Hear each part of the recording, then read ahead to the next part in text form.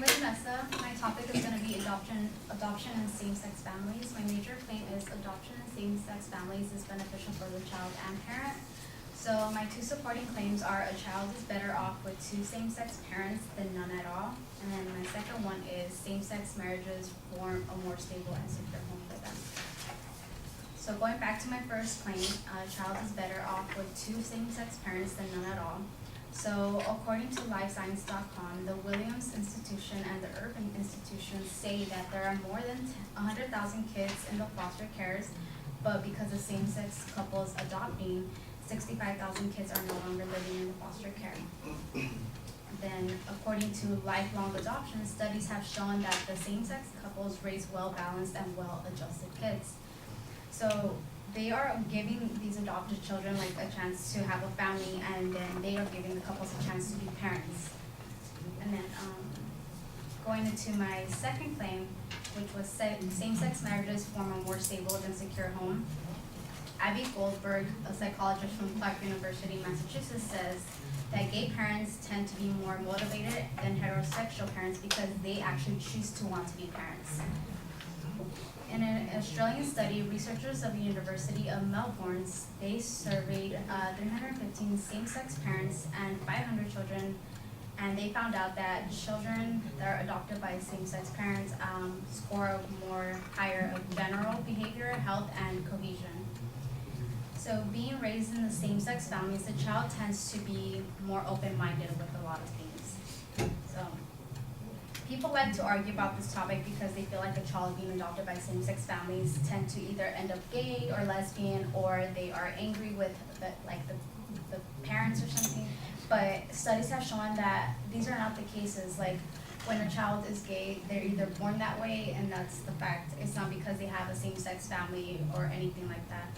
So that being said, the family is a family no matter what, whether it's a mom and a dad, dad, and or mom and mom. So thank you.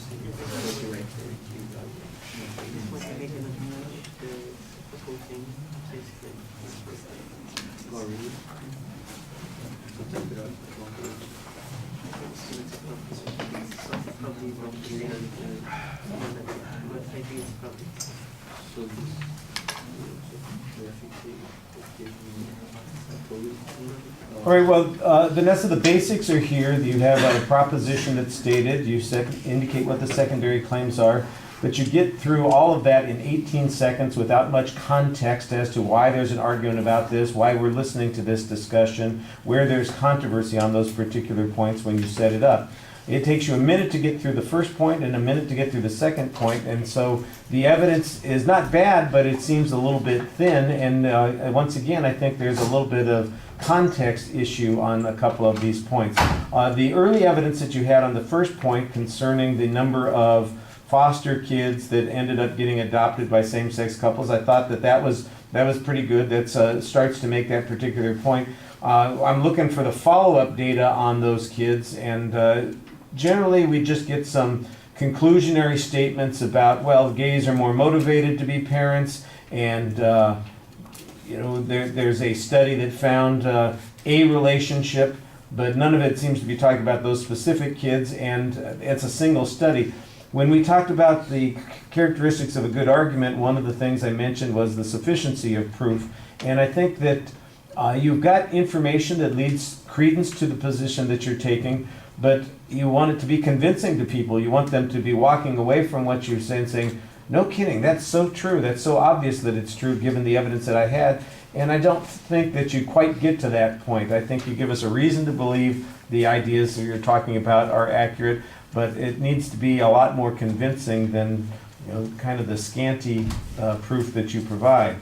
On the second point, There's a lot of assertions that are being made. In fact, I've had this argument in class as an illustration of a controversy, as a claim of fact, about what is in fact the source of homosexual behavior. Is it a genetic issue? Is it you were born this way? Or is it a nurturing, raised issue sort of thing? And I've had arguments on both sides of that particular point, and you seem to treat it as if it's not even worth providing any evidence for that position. You take it as a given that it's the one way, and I think that that's probably an example of how underdeveloped the argument is.